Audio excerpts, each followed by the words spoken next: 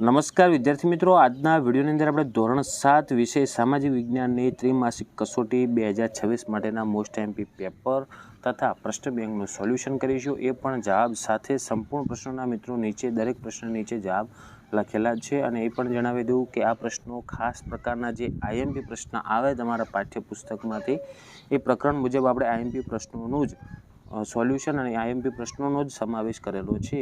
તો ત્રિમાસિક કસોટી આપ્યા પહેલાં એકવાર વિડીયો જોઈ નાખજો, તમને ખૂબ જ ફાયદો થશે.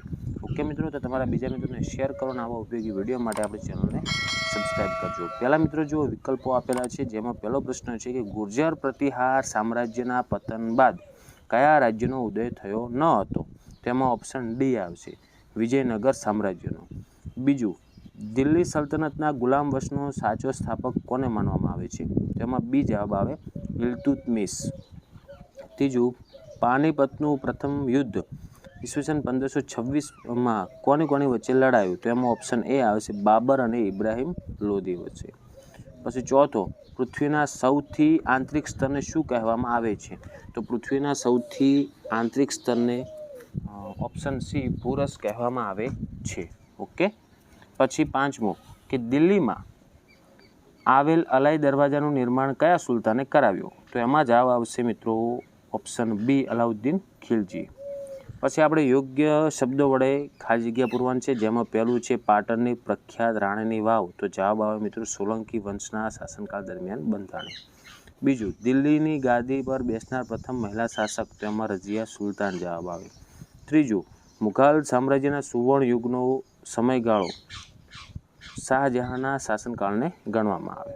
ચોથું, જ્વાળામુખીમાંથી નીકળતો પીગળેલ પદાર્થ, તો એને શું કહેવાય? મેગ્મા અથવા લાવા કહેવાય છે. પાંચમું, વિજયનગર સામ્રાજ્યના સૌથી શ્રેષ્ઠ અને પ્રભાવશાળી શાસક. તો એમાં આવશે કૃષ્ણદેવરાય.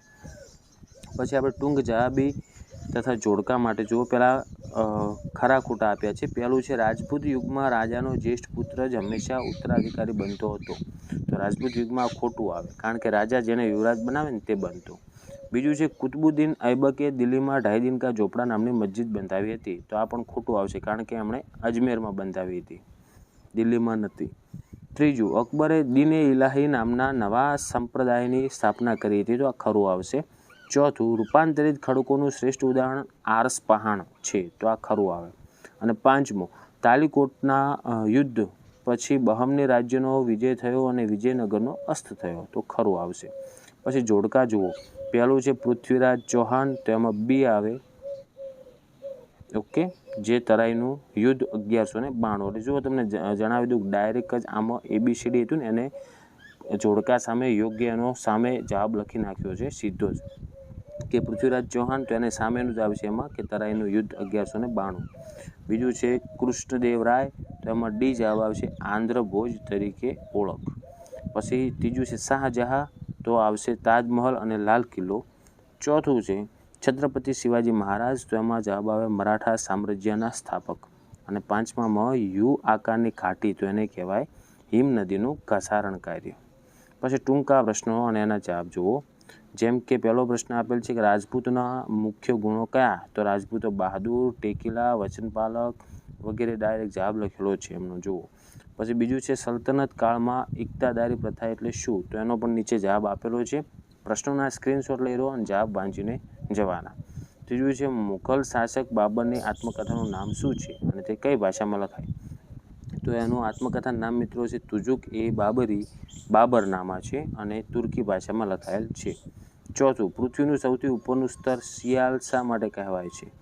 કારણ કે જો એમાં ભૂકવચમાં સિલિકા અને એલ્યુમિનિયમ તત્વો મુખ્ય હોવાથી એને સંયુક્ત રીતે સિયાલ કહેવાય છે. પાંચમું, પવનનું કાર્ય મુખ્યત્વે કયા વિસ્તારમાં વધુ જોવા મળે અને તેનાથી કયા ભૂમિરૂપો બને? તો પવનનું ઘસારણ અને નિક્ષેપણ કાર્ય મુખ્યત્વે રણ વિસ્તારમાં જોવા મળે અને એનાથી ભૂછત્ર ખડક, ઢોવા એટલે કે રેતીના ટેકરા અને લોએસના મેદાન બને છે. વ્યાખ્યા આપવાની છે ખડક. તો ખડકને શું કહેવાય? એક કે તેથી વધુ ખનિજોના બનેલા સંગઠિત પદાર્થને ખડક કહેવાય. બીજું છે જળપ્રપાત એટલે કે વોટરફોલ અથવા ધોધ. તો એનું થાય નદીનું પાણી સીધા ઢોળાવવાળી જમીન પરથી ખૂબ ઊંચાઈ પરથી કઠણ ખડક પર નીચે પડે તેને જળપ્રપાત કે ધોધ કહે છે. કારણોની ટૂંક નોંધો. જેમાં પહેલું છે અકબરને મુઘલ શાસકોમાં સૌથી ઉદાર અને મહાન શાસક ગણવામાં આવે છે, શા માટે? તો નીચેનો જવાબ છે જુઓ. બીજું છે નદીના નીચલા પ્રવાહમાં પૂરના મેદાનો ફળદ્રુપ બને છે, શા માટે? તો જવાબ આપેલો જ છે, સ્ક્રીનશોટ લઈ લેવાનો. ટૂંક નોંધાઈ છે જુઓ, સોલંકી યુગ એટલે કે ગુજરાતનો સુવર્ણકાળ, તો એનો પણ જવાબ આપેલો છે, સ્ક્રીનશોટ લેજો. બીજું છે ખડકોના મુખ્ય પ્રકાર, તો 3 આવે છે, અગ્નિકૃત, જળકૃત અને રૂપાંતરિત. એ ત્રણેય વિશે થોડું લખવાનું છે, નીચે આપણે જવાબ સાથે લાવ્યા છીએ એટલે સ્ક્રીનશોટ લઈ લેવાનો.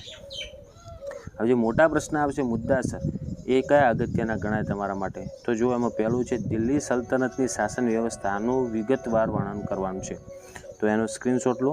બીજું છે નદી દ્વારા થતા ઘસારણ તથા નિક્ષેપણથી બનતા ભૂમિરૂપો સમજાવો, એનો પણ સ્ક્રીનશોટ લેવાનો છે. ઓકે મિત્રો, તો આ થઈ ગયા આપણે ખાસ એવા તમારે જે ઓગસ્ટ મહિનાની અંદર સિલેબસ આવે છે એ પ્રકરણના અંદરથી મોસ્ટ ટાઈમ પ્રશ્નો અને એનું સોલ્યુશન જવાબ સાથે, તમારે ક્યાંય જવાબ ગોતવાના રહેશે નહીં. તો મિત્રો આ પ્રશ્નોનો સ્ક્રીનશોટ લઈ અને એકવાર તૈયારી કરીને જજો, કદાચ આમાંથી પૂછાઈ જાય તો તમને કામ લાગે. ઓકે મિત્રો, તો આશા રાખું છું મિત્રો કે વિડીયો તમને ઉપયોગી બન્યો હશે. તો વિડીયોને લાઇક કરો, બીજા મિત્રોને શેર કરો અને આવા ઉપયોગી વિડીયો માટે આપણી ચેનલને સબસ્ક્રાઈબ કરી દેજો. હવે મળીશું મિત્રો આપણે નેક્સ્ટ વિડીયોમાં. Thank you so much for watching my videos. Thank you so much.